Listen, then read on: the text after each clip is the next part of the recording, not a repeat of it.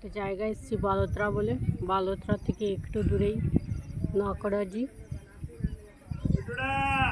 এই যে মন্দির, এখন তো মন্দিরের পরিসর পাট বন্ধ হয়ে গেছে, মঙ্গল হয়ে গেছে মন্দির।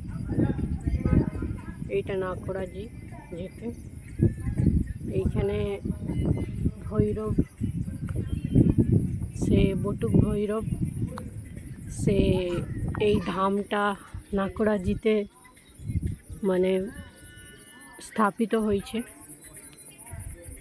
এই যে খুব সুন্দর জায়গাটা।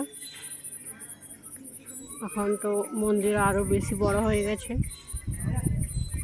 এতে পার্শ্বনাথ ভগবানের ইয়ের থেকে নাকড়াজি যে মানে বটুক ভৈরব আছে, সে বলেছে আমি এখানে বসবাস করবার জন্যে স্থাপিত হব। তো সে তো মাংস মন্দির খেত, তো সেই জন্যেই পার্শ্বনাথ ভগবান বলল যে তুমি যদি থাকতে চাও তাহলে জনেও ধারণ করো। সেই জন্য এইখানে ভৈরবজির জনেও ধারণ আছে। এই যে শিবাই বদমাসি করছে, আর সেই থেকেই নাকড়া ভৈরব এই মন্দিরের পট সেবা এইখানে সামনে দ্বারপাল হিসাবে স্থাপিত আছে। আর এই জায়গাটা নাকড়া নামেই প্রসিদ্ধ হয়েছে। এই যে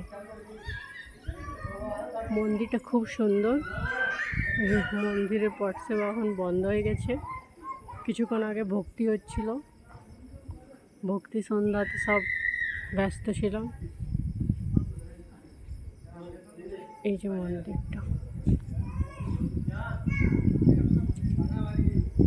এতে থাকবারও ব্যবস্থা আছে।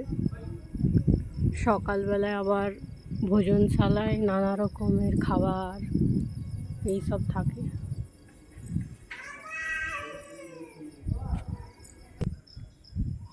এইখানে এটা একটা খুব সুন্দর জায়গা। এটা নানা রকমের গল্পতে আছে। এটা সম্মেদ শিখরজি বলে না, সেই তীর্থ।